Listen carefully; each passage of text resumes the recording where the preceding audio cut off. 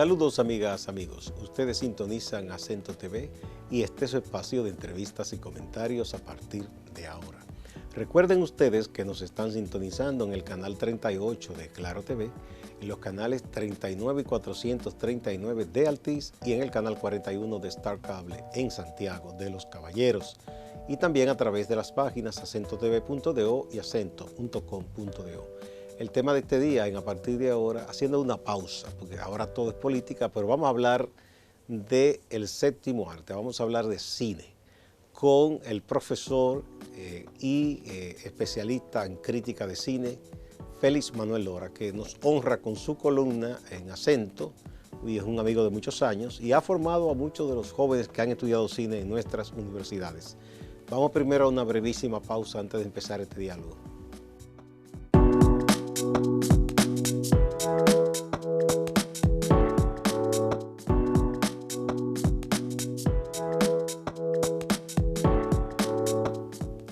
Muchas gracias por acompañarnos.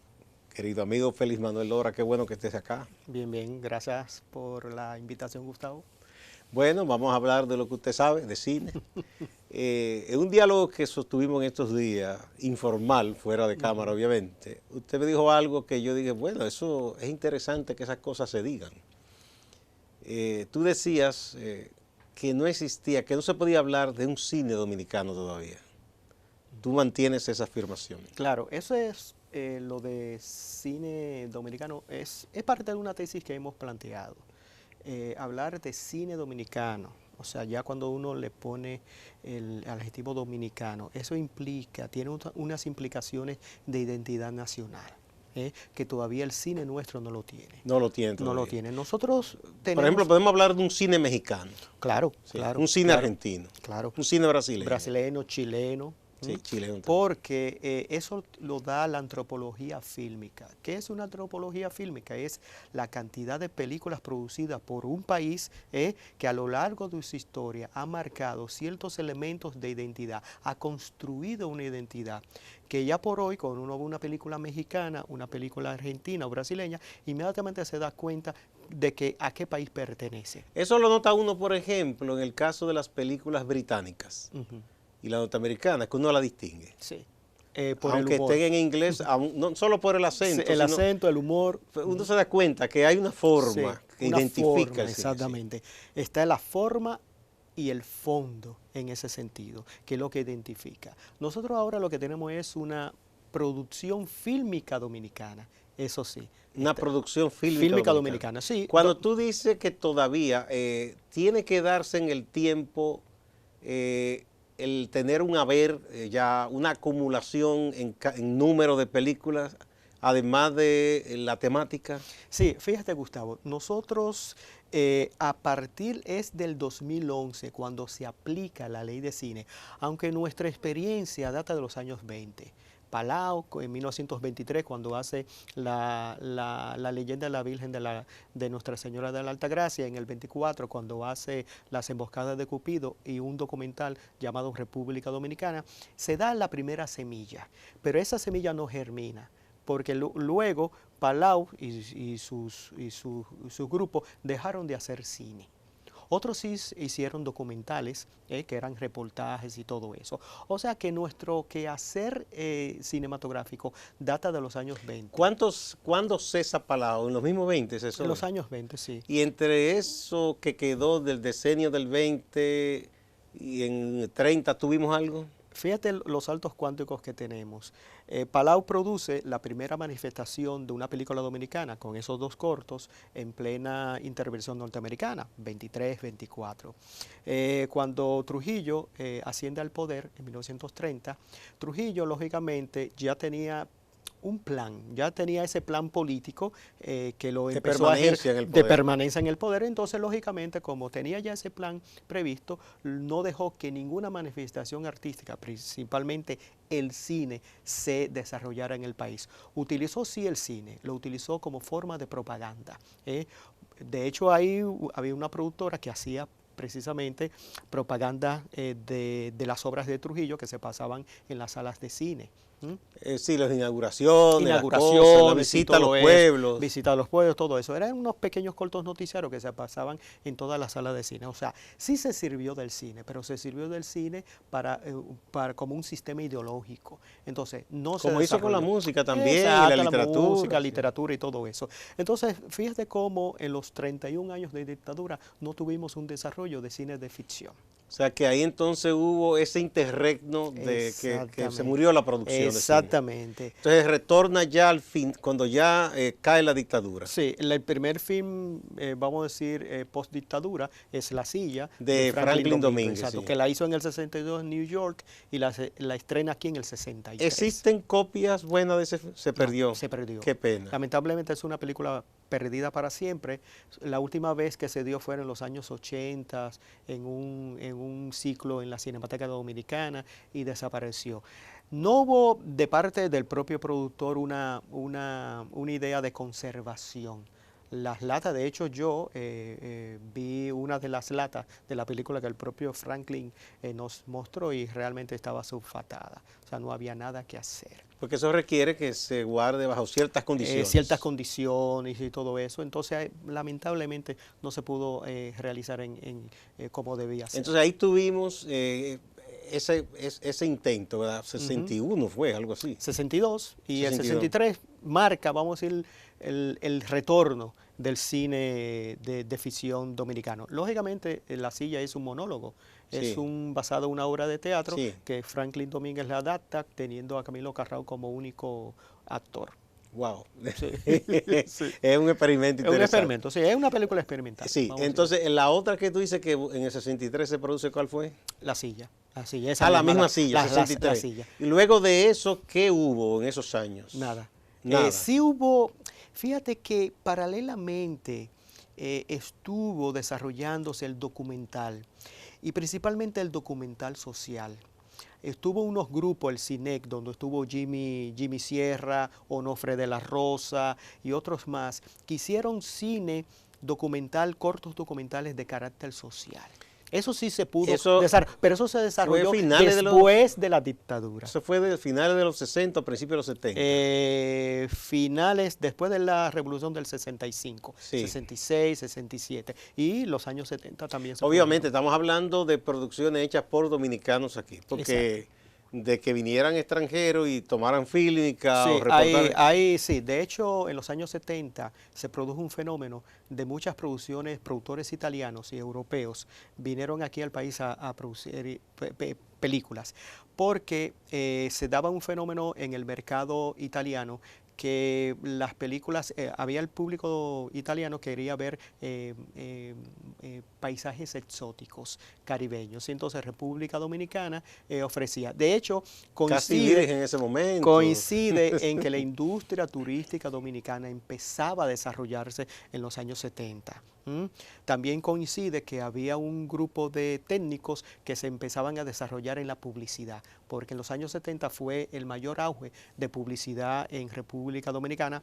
Ya cuando llegan aquí al país productoras extranjeras, firmas extranjeras de publicidad, y empezaron a desarrollar. Pero hubo un señor que, no sé si fue en los 70 o los 80, que hizo algunas películas. Él no era director, era como que invirtió un dinero, un productor, de esta gente hábil que hay, yo no recuerdo el nombre de él. Era malísima, por cierto. Sí. De hecho, se produjo muchas películas, inclusive en coproducción entre República Dominicana, Puerto Rico y México. Eran como que venían a hacer muchas películas mexicanas, muchas películas mexicanas. Yo recuerdo una que trabajó Julio Alemán, trabajó Charitín Goico, y Freddy hace un papel de un borracho. Hubo una película, Prohibido Amar en New York. Esa misma. Y de hecho, recordamos en los años 60, Caña Brava. Que trabaja Joséito Mateo y Javier Solís. Javier Solís, que hubo dos versiones, una para el mercado puertorriqueño, que empezaba la película con una plena, y para el mercado dominicano con un merengue. Pero mira, no sabía, qué interesante. Dos versiones, por lo menos en su... Ahí aparece, en la versión dominicana, por lo menos, cantando en el Parque Enriquillo la canción Quisqueya, Felipe Pirela. Sí, que por cierto la canción la escribió un puertorriqueño. Y en el 74, Tú mi amor, con Nini Cáfaro. Ah, sí, esas Sí. también recuerdo que se mencionó. Sí, sí, sí. Sí. Fíjate Y que en ese momento, Félix, ¿cuál era el mercado de esas películas? Porque con el mercado nacional nada más, aunque teníamos muchos cines, no bastaba, ¿no? no, México y Puerto Rico principalmente. Se llevaba Los ahí, mercados sí. sí, sí. No eran netamente dominicanas. Sí, eran coproducciones, coproducciones o usaban la locación de usaban las aquí. locaciones mayormente, ya sea de manera completa o por escena. Y Solamente usaban se hacían figuras aquí. dominicanas. Figuras dominicanas, sí, eso facilitaba mucho. Lo que pasa es que todavía el mercado el mexicano de las películas de habla hispana dominaba el mercado latinoamericano. Todavía México en esa época dominaba. México tuvo su declive ya a finales de los años 70, principios de los 80, que hubo un gran declive de las producciones cinematográficas De mexicanas. calidad, porque De comenzaron calidad. lo que ellos llamaron después las películas de ficheras, como ellos llaman, Sí, que eran cosas baratas, sí, porque hubo un sí. incentivo y lo usaba cualquiera. Ujú. Y fíjate, un fenómeno que estudio como una especie de paralelismo para saber, en los procesos de producción cinematográfica en cualquier país han sido lo mismo. No se pueden hacer saltos dentro del proceso. Ajá. No hay saltos en los Es lo procesos. mismo. Lo mismo Hay que un está pasando proceso aquí, que hay que cumplir. sí, lo mismo que está pasando aquí en estos momentos actuales pasó todos los países. Y si hacemos una reflexión de México de los años 30 y 40, ¿cuáles eran el tipo de películas que se hacían en México? Eran películas populares donde realmente no habían tanto actores sino cantantes, Pedro Infante, Jorge Negrete, Y comediantes. estaba comediantes, Cantinflas, que Cantinflas no es un producto netamente del cine. Cantinflas produce El Peladito en los vodevil del DF. Sí, eran los teatros populares, las compañías que llamaban, que recorrían los países. Y sí. lo traslada al Sí. cine. Entonces, Por eso incluso él es muy malo y lo admitió, él no se podía aprender un guión. Exacto. Él improvisaba. Y eso fue su éxito, Sí, por su acto cierto. improvisaba mucho. Entonces, México en los años 30, 40, 40 y 50, que fue la edad de oro del cine mexicano, se nutrió de figuras populares, figuras que eran cantantes, que eran comediantes y todo eso. ¿Qué es lo que estamos haciendo nosotros ahora? Eso mismo. Nuestro cine ahora está sustentado en las figuras populares, que no necesariamente son actores, son gente de la televisión, curtida en la televisión. De hecho, el primer éxito, vamos a decir éxito y fenómeno en el cine dominicano fue el que produjo Nueva York, 1995, con Luisito Martí y su personaje Balbuena, una hechura de la televisión. Sí, no, era un ícono del show de mediodía, Claro, de la comedia. claro, Sí. claro. Entonces, si hacemos un análisis en paralelo de qué es lo que está pasando, aquí lo que está pasando es lo que ya México pasó en los años 40. Estamos viviendo el O sea, México que de los años no nos 40. debemos espantar por eso. No, tampoco, Se está tampoco. siguiendo el proceso. Es un proceso, no hay saltos, porque Estados Unidos, que es la cuna del cine, igual que Francia, empezaron haciendo comedietas, pequeñas cosas, y así, que eran, de hecho, cuando era en todo el cine mudo, eran como, le decían como churros, que era hacer películas de 20 minutos y las hacían semanales, películas semanales, para el divertimento. Bueno, sí, y se usó mucho a gente de los circos y cosas Sí, así. Sí, sí. era para algo rápido, bien. Ujú. Ahora bien, hay algo. Hace unos años atrás, aquí no se estudiaba cine. El que quería estudiar o se iba a Estados Unidos, o a México, a Sudamérica, o a Europa, o a Cuba, Sí. ¿verdad? Luego la UAS abrió su escuela, fue la primera, ¿cierto? En el 79. Ujú. Exacto. Y los que estudiaban cine rara vez incursionaban en producción de cine, o se iban a la publicidad, O a la televisión. o a trabajar en televisión, o se dedicaban a la crítica y a la docencia. Ya hoy tenemos esa escuela y hay muchos estudiantes, pero también se estudia relacionado con el cine y lo audiovisual en la Pucamaima también, ¿verdad? Pucamaima, INTEC, En ITEC. ya la propia UAS, Chabón, que es un ciclo técnico de 2 años, 2 módulos por año. Sí, o sea que ya tenemos escuela. Claro. Y hay facilidad de gente que consigue una beca y se va y todo eso. Bien, ¿se está formando el recurso humano para el cine como debe ser y en el número que debe ser? Bueno, de hecho hay un dato de la Oxford Economics que hacía una proyección para el 2025, que hoy por hoy la ley ha creado entre 5 y 6 mil puestos de trabajos fijos. Según este reporte de la Oxford Economics, para el 2025 se crearán más de 11.000 empleos. En el cine, En el aquí. cine, neto. Gente que va a vivir del cine. Vivir del cine, sí. todavía eso es un indicador interesante porque eso está marcando que el crecimiento que va a tener el sector audiovisual, principalmente el cinematográfico, va en auge. Entonces, esta nueva generación que se está formando, con deficiencias quizá en algunos puntos, va a tener trabajo fijo, por lo menos va a vivir de esto dentro de los 5 o 10 años. Entonces, lo que sí hay que mantener es qué tipo de educación se le está dando a los estudiantes. Los pensos son muy buenos, tanto el penso de INTED, de Pucamaima, Chabón, pero hay un asunto que esta nueva generación, mayormente millennials, son muy dispersos. Yo tengo un chiste a mis alumnos que digo, si Spielberg, Coppola y Lucas en su época tuvieran siempre pegado a un celular, ¿serían los realizadores que son ahora? No, entonces, Truffaut chateando. O sea, no, esos gente que se dedicaban, de hecho por el ambiente, el ecosistema tecnológico de la época, lo que permitía era leer muchos libros, ver muchas películas, estudiar muchas películas. Y tomar fotografías. Sí, y tomar fotografías. Ahora lo que hay una dispersión de la atención del estudiante hacia lo que es esencial. Claro que eso no solo pasa con los estudiantes de cine. No, pasa con todas las áreas. Sí. Entonces, eso es lo que yo he encontrado en el proceso de enseñanza-aprendizaje en los alumnos. No hay una concentración tal que se dediquen a esto. Lo están quizás mucho dedicándose, bueno, de aquí yo pongo una pequeña productora o hago algunos videos, algunas cosas, pero no se están concentrando. Yo sí recuerdo en los años en que estuve en las aulas universitarias que en comunicación dábamos materias de cine, sí, de televisión, que tanto el profesor José Luis Sáez como Félix Fran Ayuso nos instaban a leer cine. Había unos libros de cine que se vendían en el economato. Sí. Se llamaba, había una colección, Cine para Leer, donde estaban los libretos y más o menos con forma que tú lo podías asimilar. Y uno se interesaba en ver películas que no estaban al alcance de inmediato porque leía el libreto. Además, eso un poco le disparaba la imaginación a uno y todo, nos ponían a hacer un ensayo de escribir un libreto y más o menos, o sea, quizá eso es lo que uno echa de menos, pero no solo en estudiantes de cine, en la mayoría de las áreas que son poco dados a ir al libro. Sí. Me dicen mucho, bueno, porque leemos por la tablet, leemos por el móvil, bien, por lo que tú quieras, pero hay que leer. Hay que leer. No importa la vía que se utilice. Hay que leer. Una de mis insistencias en las aulas es precisamente la lectura. No se puede uno formar como un profesional dentro del área de cine que al parecer lo pintan como fácil y no es así.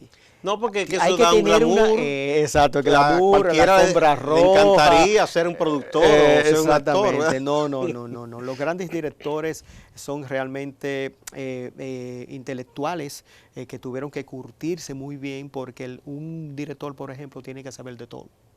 De todo, todas las áreas, todas las artes visuales, artes plásticas, teatro, todo. O sea, tiene que conocer un conocimiento porque en la medida que tiene ese conocimiento es que lo puede aplicar en las ideas de sus películas. Entonces, la lectura siempre va a ser un factor primordial para el desarrollo de un estudiante y de un profesional. Entonces, hay una reticencia con el asunto de leer libros. Y ahora hay muchas facilidades porque se descargan los libros en PDF y todo eso. O sea, sobre todo los clásicos, usted lo consigue gratis en muchísimos lugares en la web. O sea, no tienen que pagar por ellos. Antes conseguir un libro clásico, eso era como una odisea. Bueno, primero había que conseguir el dinerito. El dinero. Pueden dar toda la novela y el conde a ver si uno lo encontraba. Sí. Hay una cosa que puedo confesar. Que así otros compañeros lo hacían, que uno iba a la librería y se quedaba parado a leer el libro. Yo llegué a truquear porque me obligaban a leer, quizás si no tenía en ese momento, leía en una parte, cuando ya me llamaba la atención, me escabullía, iba a otra y seguía por ahí. Sí, uno iba a la librería. Y en una tarde o dos tardes uno terminaba de leerlo. Exactamente, a leer. Entonces uno, no tenía el dinero para comprar así el libro. Leí yo lo leía en la librería. El extranjero de Camus, así, porque tenía que hacer un informe, pero no tenía dinero en ese momento. cuento. Sí, Entre sí. Escofeta Hermano y Casacuello, yo leí el libro. Y a Menguala. Y a ver cuánta. Ese señor era más exigente. Sí, sí, sí. Ese es Y traía cierto. buenos libros. Sí, sí, sí. Uno estaba a la espera de cuando llegaran esos libros. Sí. Entonces, en eso. Bueno, entonces, la formación, esa es la preocupación. Sí, Quizá sí.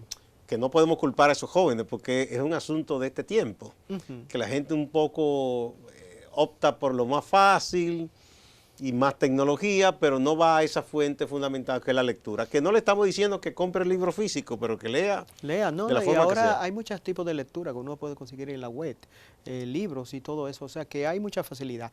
Todo depende de la condición y el aprovechamiento que tenga el estudiante de su propia formación. Ahora que todos los currículum están por competencia, que es diferente al currículum por objetivo. El currículum por competencia es que el profesor ya es como no es el que dicta la verdad No, absoluta. no es la cátedra magistral de No, antes. nada, no. Paseando y Es dictando. un facilitador que le da los instrumentos necesarios al estudiante para que ese estudiante a través de las competencias tenga diferentes niveles de dominio y pueda alcanzar al final de esa materia, durante el periodo que tenga la universidad, pueda tener ciertos dominios, alcanzar ciertos dominios. Pero eso es facilitándote el propio profesor, el docente, hacia el estudiante. Pero en este caso, por competencia, el estudiante tiene que poner de su parte. Porque el profesor no le va a decir todo y hacer todo. Él tiene que poner de su parte. ¿Tú das clase en la PUCA y en cuál más? INTEC. En INTEC. Tú me dices que has visto los pensum, que más o menos son buenos, ¿verdad? Sí, Casi sí, todos. sí. ¿Hay mucha diferencia en los contenidos de una universidad y otra? No, quizás hay unas universidades que se dedican más al asunto de la producción como tal. A poner énfasis Sí, en un área. en un área producción, otras están focalizadas en la parte también más teórica, porque es la base, y lo que es la práctica continua.